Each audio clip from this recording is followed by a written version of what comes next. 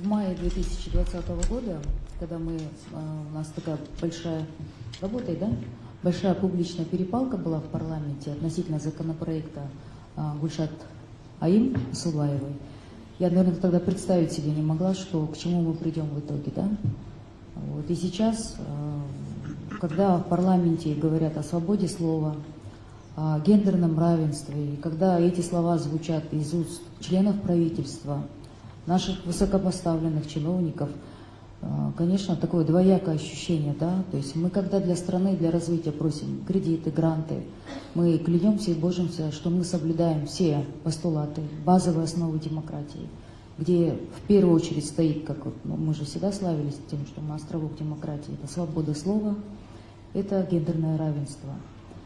И то, что когда мы приходим к власти, политики, уже отстрадав, выстрадав, мы забываем о том, что в тяжелые для нас времена мы обращались в тот же Азаттык, в те же самые независимые СМИ. И, конечно, это очень сильно опечаливает. Да. Но и самое для меня сложное, когда я слышу из уст моих коллег вот это такое знаменитое нарицательное слово «бузукулар».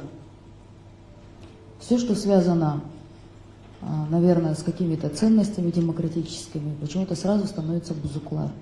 Но при этом, если вы возьмете список поездок моих отдельных коллег, высокопоставленных лиц, больше всех поездок совершается как раз вот в страны вот этих самых бузукулар. Это такой удивительный парадокс, да? Поэтому, мне кажется, наше вообще гражданское сообщество, в особенности журналистам, наверное, сложно какие-то вещи понять из наших уст. Я не говорю, что кто-то хороший, кто-то плохой, у кого-то какие-то определенные взаимоотношения с властью на определенном периоде своей там политической деятельности. Но мы забываем, когда в март, когда у нас на карантин мы закрывали, когда март-апрель 2020 года, мы же все помним, как мы узнали о проблемах в системе здравоохранения, о том, что масок нет, о том, что халатов нет. Мы узнали только когда публично на телевидении, через соцсети начали извиняться медики, сказавшие правду. Это был такой вот парадокс. И тогда депутаты возмущались, а как это так? Чындыкты айткыла деп. Анан ошол эле арабыздагы депутаттар, ошол эле саясатчылар кийин деген 3 жылдан кийин чындык эмне экенин унутуп калгандарына мен, конечно, таң калам, да.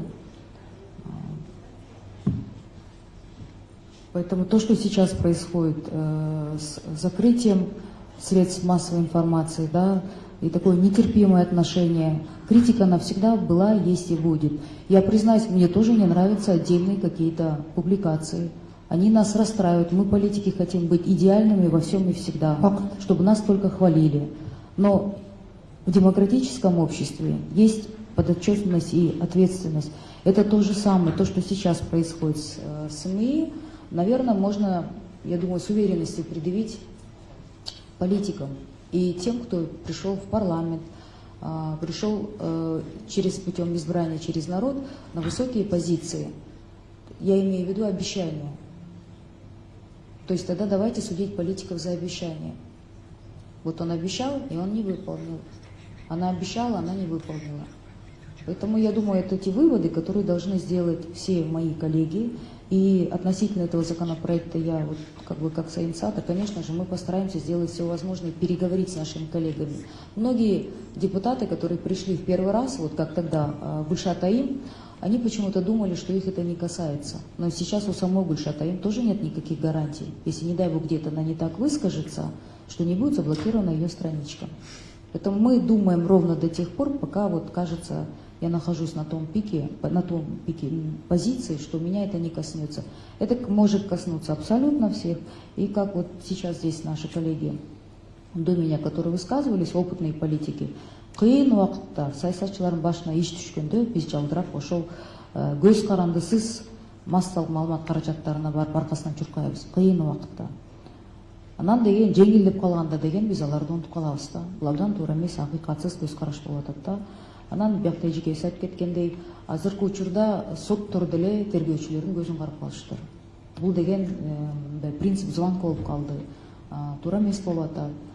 Карапайым элдин көзүнө деген көрүнбөй жатат дегенмен, карапайым элибиз, ошол карапайым элди мындай саясатчылар биз көнүп калптырбыз. Жалпысынан калың катмар эл деген баарын көрүп билип жатат. Но это как с теми масками в марте, в апреле 2020 года. Это просто мина замедленного действия. Спасибо. Рахмат.